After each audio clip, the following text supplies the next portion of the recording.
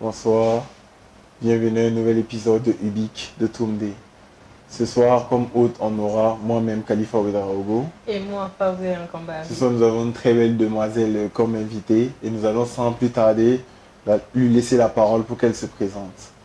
Bonsoir, Bonsoir. je suis Elba Ouedraogo, entrepreneur, promotrice de la marque Sublime Détail, marque de vêtements. Ok, pas de souci. Donc déjà ma première question c'est, vous êtes en Sublime Détail, c'est ça? Oui, je suis en Sublime Détail. Ok, y a même pas de souci. Donc ce soir on a une séquence de questions qu'on aimerait poser pour pouvoir approfondir sur l'entrepreneuriat et aussi sur votre parcours dans le but d'avoir beaucoup de connaissances pour ceux qui veulent se lancer ou encore ceux qui ont rencontré des difficultés peut-être similaires à la vôtre pour pouvoir s'améliorer dans leur parcours entrepreneurial. D'accord. Ok, Fawzia. Et surtout aussi vous connaître avant tout. Donc, est-ce que vous pouvez nous dire un peu plus sur votre parcours académique, comment vous avez pensé à créer votre marque de vêtements? Est-ce que ça a un lien avec votre parcours académique ou pas du tout? D'accord.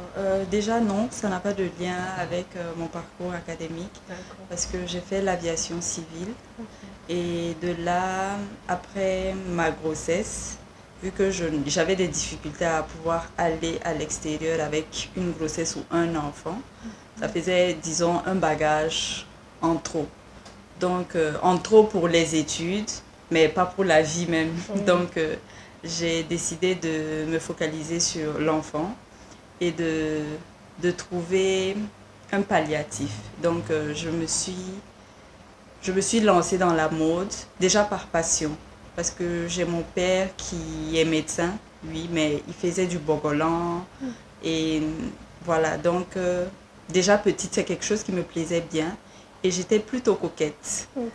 Donc pour tout vêtement que je portais qui était assez original, on me demandait tu as cousu où, tu as payé où et tout. Donc je me suis dit bon, pourquoi ne pas offrir des produits de cette originalité-là même à des gens. Peut-être que ça pourrait marcher. Et puis voilà, à travers ça, j'ai pu créer ma marque Sublime Détail. Ok, super. Une très jolie maman. Merci. Comment est-ce que ça a été pris l'annonce de l'ouverture de Sublime Détail dans votre famille, vu que ça n'avait aucun lien avec vos études? Est-ce que, en général, les parents aiment dire qu'il faut faire de longues études pour pouvoir réussir sa vie? Mais maintenant, là, vous avez fait des études, mais bon, à un moment, on va dire que vous avez laissé tomber. Oui. Comment est-ce que l'annonce de cet événement-là a été prise? Ok, déjà, j'ai la chance d'avoir des parents qui ont une certaine ouverture d'esprit. Donc ça, déjà, ça m'a facilité la tâche. Et quand je me suis avancée vers eux avec le projet de Sublime Détail, c'est ce que tu veux, et ben tu vas commencer par te démerder de toi-même. Voilà, faudrait prouver en fait que si c'est ce que tu veux, il faut commencer par quelque chose avant de tendre la main. Donc je ne me suis pas précipitée pour l'ouverture d'un showroom ou quoi. J'ai commencé avec des vêtements que je partais coudre au marché du 15 à la Padoie, avec des morceaux de tissu qu'on me donnait, c'était moi-même mes tissus. Hein. Et puis voilà, je faisais des petits hauts que je vendais à 2500, 5000, des trucs comme ça. Et après ça, je me suis payé mon premier mannequin. Et je mettais les petits hauts là sur mon mannequin, je faisais les photos que je mettais sur Facebook. Et là, c'était mon père qui m'avait aidé à créer ma page Facebook. Et puis voilà, c'est ça, 3 ans en ligne. Et avant de pouvoir ouvrir ma première boutique, par l'accompagnement aussi de mes parents et de mes proches. D'accord, super. On espère que l'ouverture de la deuxième boutique se fera très vite. Inch'Allah. J'ai remarqué que c'est beaucoup de bogolan, des tenues Sublime Détail. Pourquoi le choix de ce tissu-là? Pourquoi pas le dentami ou des autres tissus africains? Ok. Je dirais beaucoup de cocodonda et aussi de bogolan. Parce que déjà le cocodonda, pour sa fluidité, je travaille plus avec le cocodonda tremblant. Parce que j'arrive à l'adapter en fait au style que j'aimerais faire véhiculer. Et le bogolan aussi, pour les dessins, les graphiques, je trouve que ça fait vraiment africain. Le pain tissé, je le travaille, mais pas trop. parce que je me sens plus à l'aise avec les tissus fluides. Donc j'essaye d'adapter ça avec des modèles assez modernes, voilà, pour donner l'envie à la clientèle aussi de s'habiller avec des tissus africains, tout en restant aussi dans une haute tendance. Donc les tissus fluides, c'est votre marque de fabrique. Oui. Mais bon, moi j'aimerais savoir plutôt, c'est quoi le déclic en fait entrepreneurial? À quel moment vous vous dites que, ok, là, moi je me lance dans l'entrepreneuriat? Qu'est-ce qui vous a poussé aussi? Ce qui m'a poussé, honnêtement, c'est la responsabilité. Je devrais me responsabiliser obligatoirement. J'ai un enfant, on ne va pas me nourrir et nourrir l'enfant, ça c'est sûr. Donc, de là, je me suis dit, bon, tu te trouves un business. C'est vrai que tu vas trimer au début, mais après, si tu restes focus, forcément, ça va prendre. Ne serait-ce que pour mettre ton carburant, payer les couches, même si tu... C'est vrai, il y a le papa qui est là, mais je suis plutôt quelqu'un qui n'aime pas dépendre. Je n'aime pas dépendre et je n'aime pas tendre la main. Quand j'ai les moyens de faire quelque chose, je le fais. Si je n'ai pas les moyens de le faire, et je crée le moyen de le faire. Voilà, j'évite de tendre la main pour qu'on me... Je trouve que c'est souvent rabaissant de tout le temps tendre la main. Même pour une femme, c'est pas évident. Donc, je vais sur cette optique-là. Toujours ne pas dépendre de quelqu'un. Exactement, c'est ça. Ça impose le respect. Énormément, parce que les gens ont tendance à te rabaisser ou à te marcher dessus quand tu es tout le temps là à dire « Ah, je demande ça pour faire c'est ça. » Et vraiment, c'est tout à ton honneur parce que bon, personne ne veut dépendre de quelqu'un ou bien avoir des misères dans ce qu'il fait et tout. Donc franchement, il faut s'affranchir et puis s'autosuffire en tout cas. Mais comment tu arrives à concilier vie entrepreneuriale et puis la vie de maman? Parce que c'est souvent pas facile. Voilà, bon, c'est pas simple. C'est pas simple parce qu'un enfant, ça demande beaucoup d'attention, ça demande voilà, du temps. Et c'est vrai que j'ai fait 3 ans en ligne, donc j'avais vraiment le temps de le voir grandir, de m'occuper de lui. Je n'allais pas à l'école et je m'occupais vraiment de lui. Voilà. Et c'était des moments de, je dirais, de dépression parce que tu vois tes amis à un autre niveau et puis tu te dis, bon, j'aurais pu être là et tout, mais après quand tu vois ton enfant, tu te dis, c'est une grâce quoi. C'est ça aussi. Donc c'est vraiment de savoir ce que tu veux, savoir t'organiser. Et puis, je tiens à le dire, avoir aussi des proches qui vont t'accompagner. Ça, c'est important. J'ai vraiment cette chance et je remercie Dieu pour ça. Ma famille, c'est voilà, tout ce que j'ai de plus cher, quoi, parce qu'ils ont vraiment été là pour moi. C'est un véritable pilier. Et en tout cas, il n'y a pas de meilleure base que la famille. Exactement, c'est ça. Tu sais que genre, tout va se passer là-bas et tout. Tu as un soutien en tout cas infaillible. C'est ça. Et le temps passe très vite. Aujourd'hui, il a quoi, 7 ans. Et il n'a pas mon temps quoi. Moi-même, je négocie pour passer le temps avec lui. Donc voilà, actuellement, je suis vraiment focus sur le boulot. Et puis c'est maintenant je vois aussi le fruit de tous ces sacrifices-là. Et je me dis ça en valait la peine. Exactement. Et ok, vas-y. Pour rebondir, il y a quelque chose qu'elle a dit tout à l'heure, elle a parlé de dépression. J'imagine que ça n'a pas été simple. Mais en plus de ça, c'est sûr que voir ses amis faire la fête, comme tu as dit, dehors et tout, pendant que moi je suis à la maison, et en plus de ça, il y a Sublime Détail qui est là. La dépression de ça, c'est pas simple, j'imagine. Comment est-ce que tu as pu sortir de ça? Déjà, je suis quelqu'un, je ne parle pas. Pourtant, c'est pas ce que la dépression aime. Exactement. La dépression aime quand on parle. Je ne parle pas et j'ai vraiment foi en Dieu. Et j'écoute beaucoup de la musique. Ma plus grande thérapie, c'est la musique. De tous les styles. Je veux dire, chacun gère sa dépression comme il peut. Il y en a qui parlent, ça les libère. Mais moi, je trouve que si je parle, je serai jugée. Donc, je me parle à moi-même. Il y a une thérapie que j'appelle la thérapie du miroir. Je me mets en face du miroir, je me vide de toute émotion, je pleure, après je me regarde, je rigole. Et j'écoute la musique, c'est vraiment tard, minuit, 1h, 2h. Je rends grâce déjà à Dieu pour ma vie. Et puis le lendemain, tu me vois dehors, toute souriante. Comme Et s'il y avait voilà, rien. comme s'il n'y avait rien. Et j'ai réussi à me faire cette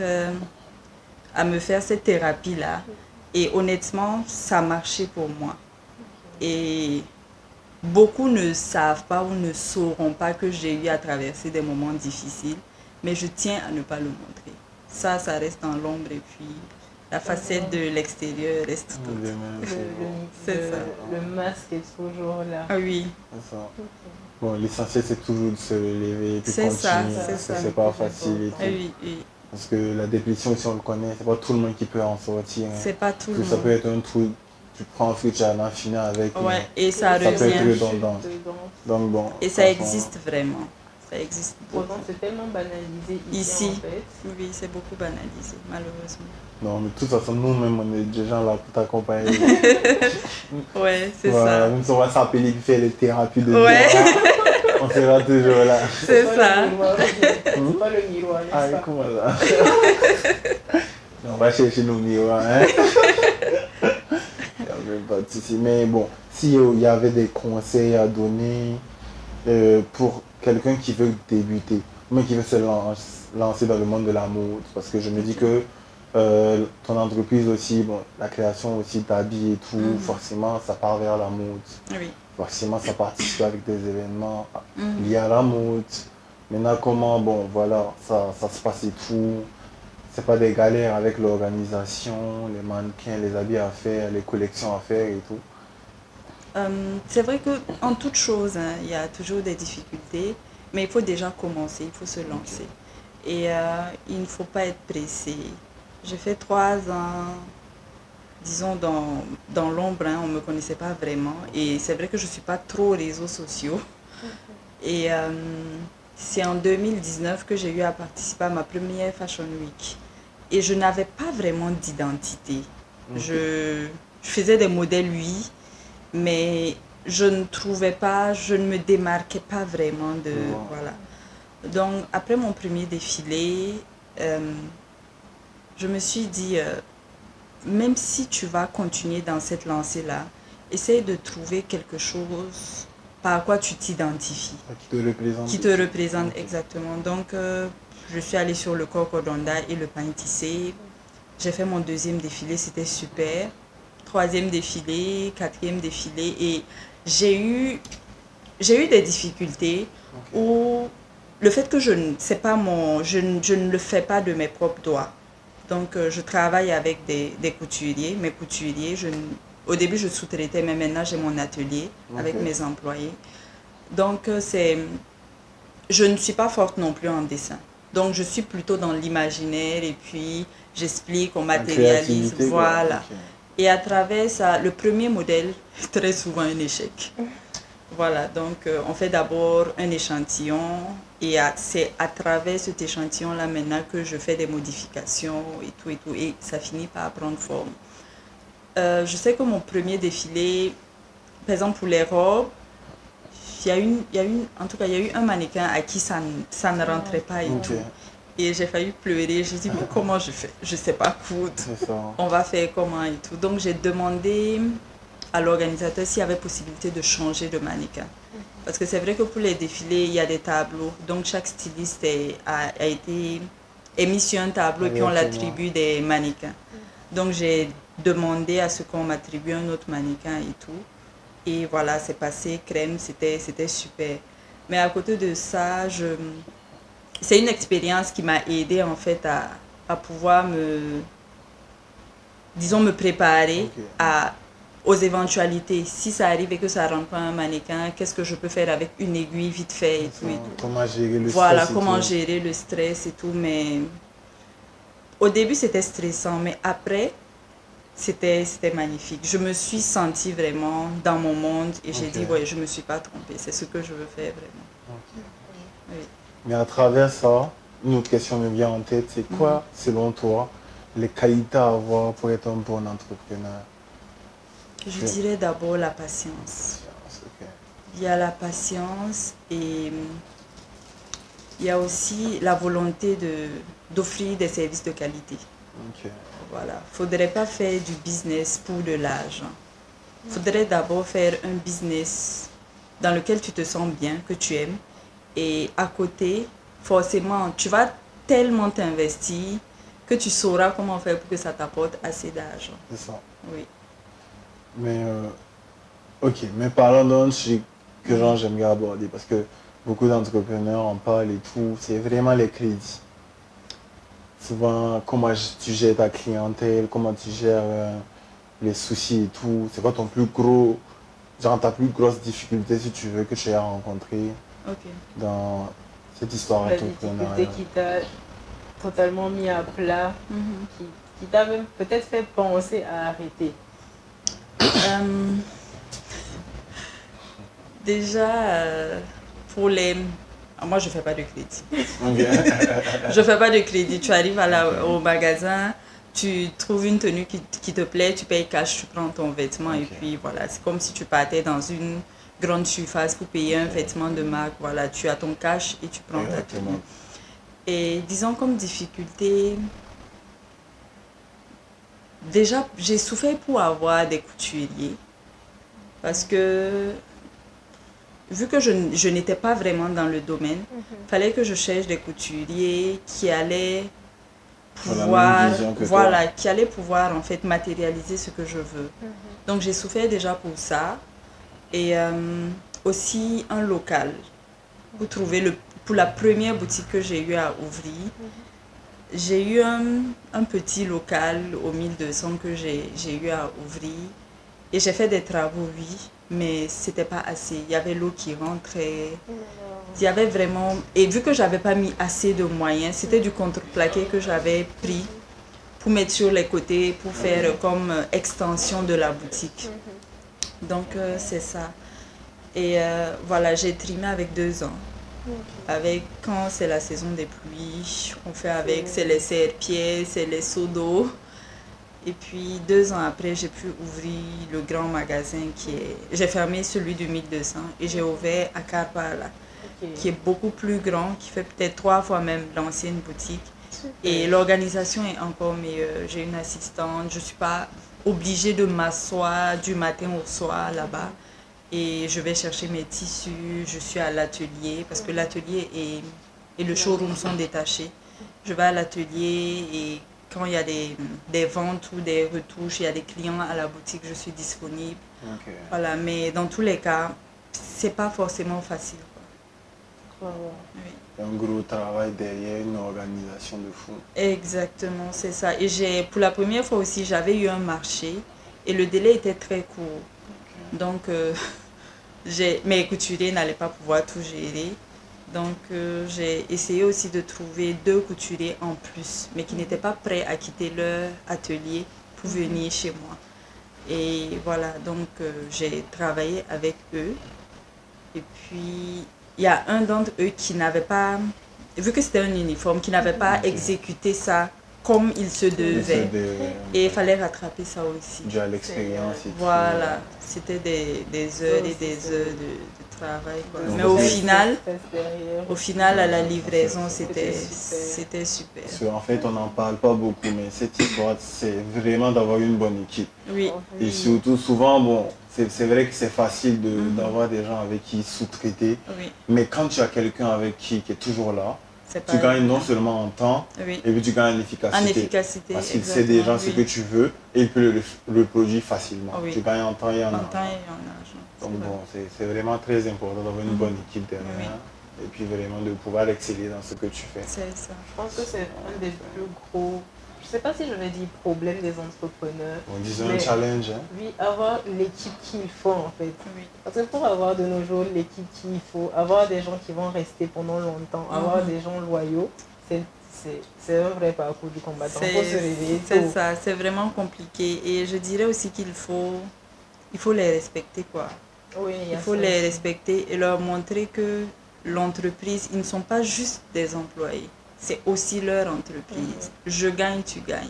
C'est ça en fait. Donc c'est de leur faire partager aussi ta vision, qu'ils sachent que si je n'ai pas mieux ailleurs, mieux vaut rester et donner le meilleur de moi-même quoi. Et développer même. Ouais, c'est ça. Si forcément si j'ai des marchés, vous travaillez. Si j'en ai pas aussi, on chôme en fait. Oui, il y a, disons, l'année surpassée, parce qu'on est en 2025, en 2023, que je me suis permise de quitter maintenant le Burkina en étant tranquille. Parce que il y a un vraiment qui gère normalement jusqu'à la livraison, tranquille. Et lui, c'est mon bras droit. C'est ça, parce que c'est pas simple. Parce que souvent, quand tu n'as pas des gens aussi dans le bureau pour surveiller, il peut y avoir des gens aussi, tout le monde veut le bénéfice, on peut vouloir chercher souvent dans la caisse, mieux faire des affaires derrière qui peuvent peut-être salir la société et tout. Mais ça, vraiment, c'est un peu déplorable, mais il va falloir juste, c'est comme tu l'as dit, hein, discuter avec eux, leur faire comprendre ta vision et c'est quoi les enjeux, quoi. De tout ton parcours entrepreneurial, c'est quoi ta plus grande fierté? Ma plus... J'en ai. Ou tes plus grandes fiertés, vu qu'il y en a beaucoup. Ok. Déjà, il y a eu l'ouverture du showroom, le nouveau showroom. Ça, j'étais super, super contente. À l'ouverture, après l'ouverture, quand je suis rentrée à la maison, j'ai pleuré, j'ai remercié Dieu parce que ça n'a pas été facile. Et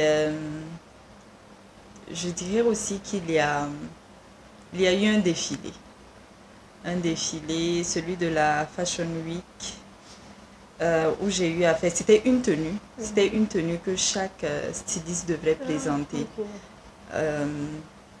Et j'ai eu à faire un modèle. Moi-même, je ne croyais pas.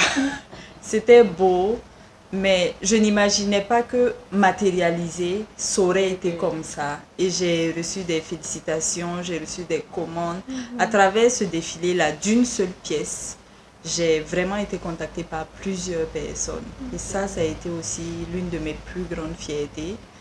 Et il y a aussi eu... j'ai habillé des... Je vais taire le nom pour ne pas faire de pub. J'ai habillé des gens pour un événement. Et le lendemain, j'étais malade. Je n'allais pas bien. Et je suis restée à l'événement parce que j'ai habillé les hôtesses, j'ai habillé les gens du staff. Et je savais que j'avais mal. Je marchais avec ma douleur. Mais jusqu'à ce que je finisse, tout était OK. Je me suis éclipsée sans même dire à l'équipe, rentrer chez moi. Et le lendemain, je ne pouvais même pas descendre le pied du lit. Et je suis restée couchée pendant 3-4 jours. Et le 5e jour, j'étais au bloc.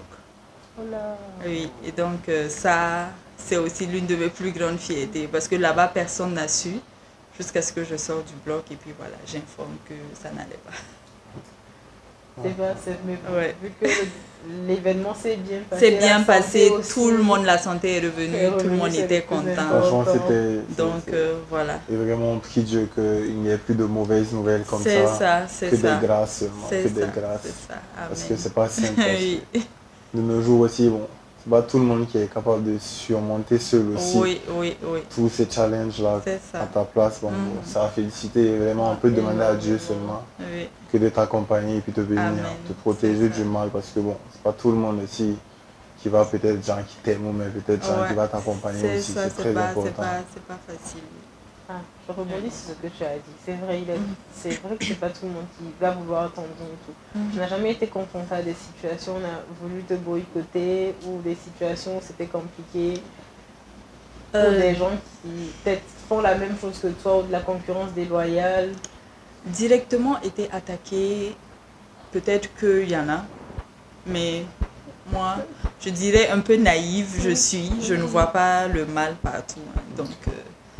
Et concurrence déloyale, moi je m'inspire beaucoup de certaines marques. Je dirais pas vraiment africaines, mais je m'inspire de certaines marques étrangères.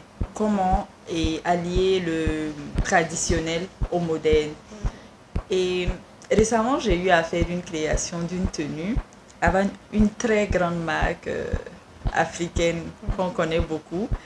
Et j'ai posté mon modèle un samedi et cette marque l'a posté un lundi. Mais quand mes clientes m'appellent et me disent « Ah, je veux la robe de un tel que vous avez reproduite ». Je rigole et puis j'ai dit « Ok, bon, comme moi mon nom n'est pas grand, il n'y a pas de souci, je fais avec ». Et J'ai eu aussi à faire certains modèles. Il y a un modèle de boubou que j'ai eu à faire qui m'appartenait vraiment. Bon, je ne l'ai pas protégé. Je n'ai pas les moyens de le faire pour le moment. Mais je sais que ça vient de moi. Et j'ai vu des gens ici qui ont eu à le faire. On m'a même envoyé. Mais bon, je dis après, c'est pas pareil. Non seulement on n'a pas la même clientèle, on n'utilise pas forcément la même qualité de tissu. Et voilà, à chacun sa chance, quoi. Ça me fait plutôt plaisir d'inspirer des gens. Donc voilà. Et moi j'avais une petite question et tout. Bon, selon toi, dans ce monde maintenant, là où on peut dire que c'est devenu un monde de réseaux sociaux et tout, comment tu te projettes sur les réseaux sociaux? Et comment tu appréhendes la clientèle et tout? Parce qu'aujourd'hui, ça compte aussi, parce qu'on regarde que tout le monde est influencé par TikTok, ou Instagram, ou bien Snapchat et tout. C'est devenu important. Est-ce que tu arrives à faire tes posts sur ces réseaux-là et tout? Comment tu te débrouilles et tout? Comme je le disais, je ne suis pas trop réseaux sociaux. Et c'est vrai que, disons, sur Snap, sur TikTok, oui. Mais Facebook, j'ai pas une mauvaise expérience, mais une sorte de mauvaise image. Parce que les gens capturent, oui, tranquillement, mais sur 5 personnes qui vont peut-être me contacter pour demander les prix, il y a peut-être une personne qui vient pour acheter, ou je dirais même sur 10 personnes. Donc, je ne trouve pas que ce sont vraiment des acheteurs. Mais j'arrive vraiment à vendre beaucoup sur Snap. Peut-être que ma cible, ma clientèle s'y trouve. Donc, c'est de déjà savoir sur lequel des réseaux sociaux vous avez votre clientèle, maximiser là-dessus et puis voilà, à travers ça vendre. Parce que je ne suis pas au top niveau réseaux sociaux et je compte m'améliorer dans les années à venir. Et la gestion de la clientèle aussi n'est pas simple.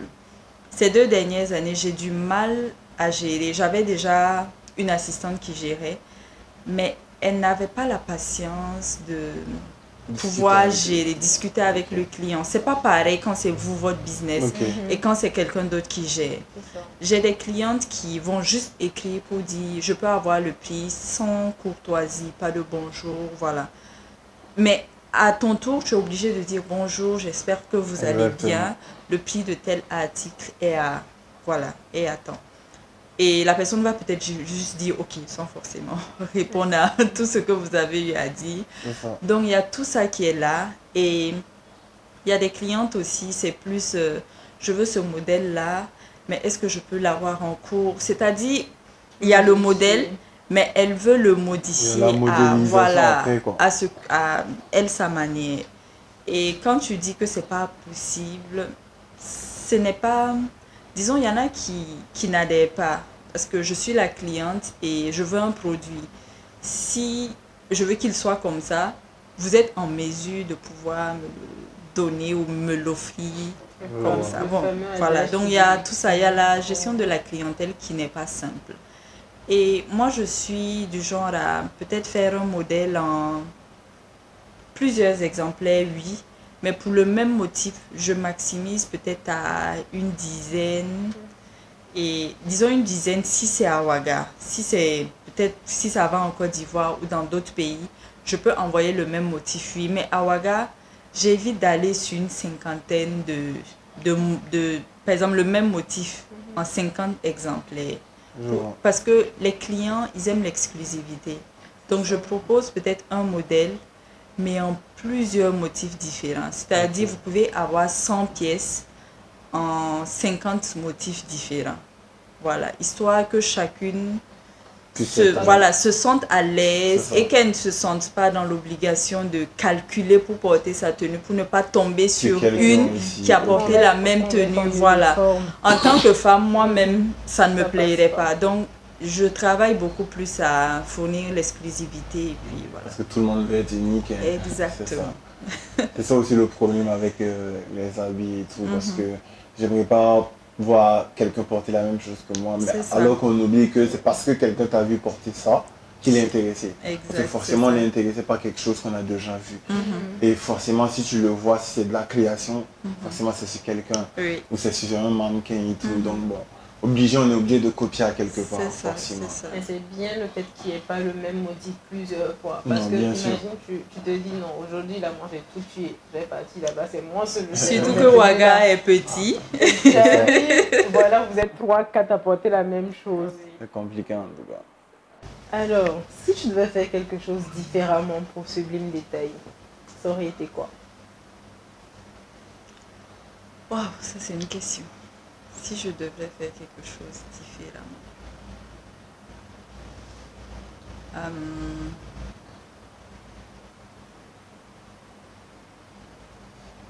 Je me serais formée dans le domaine au lieu de choisir l'aviation. Ouais.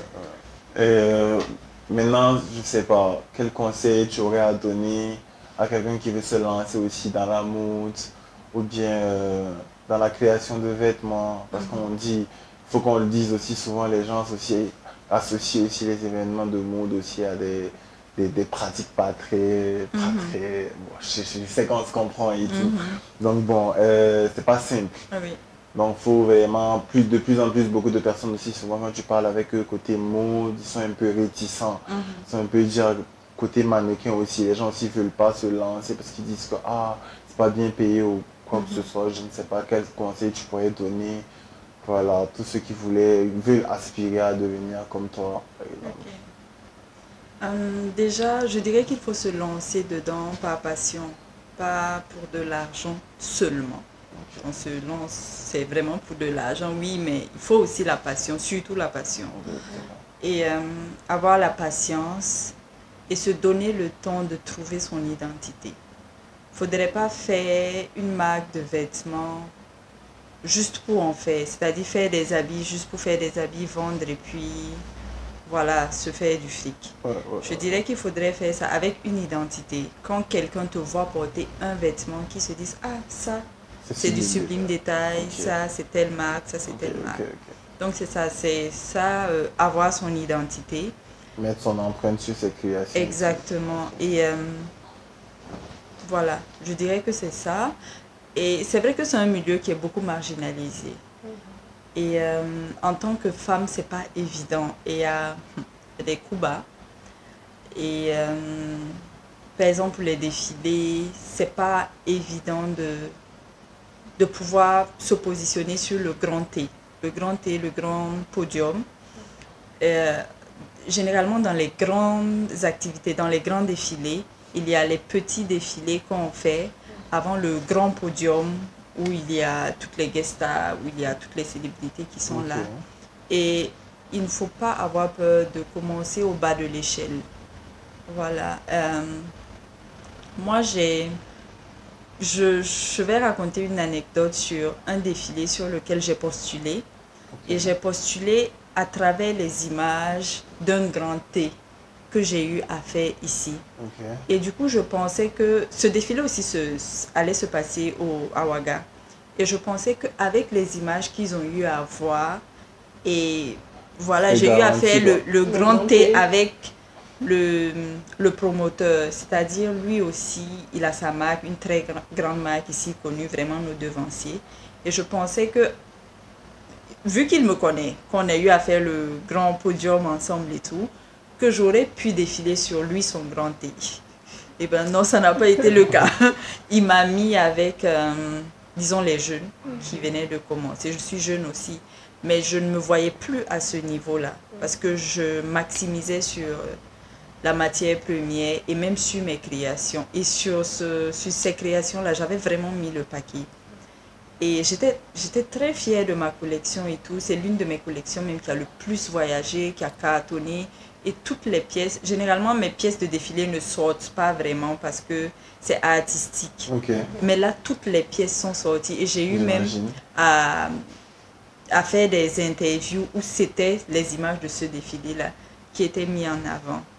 Et j'étais vraiment déçue de n'avoir pas défilé sur le Grand T. Et quand j'ai vu aussi comment le Grand T s'est passé, j'ai dit c'est là que j'aurais dû être. Mais malheureusement, ça n'a pas été le cas. Et il y a une une devancière qui est voilà, au même niveau que lui, une grande styliste, mais une femme, qui est venue me dire, je l'appelle ma maman, elle est venue me dire, ma fille, je sais que tu es déçue, mais ne t'inquiète pas, le meilleur reste à venir.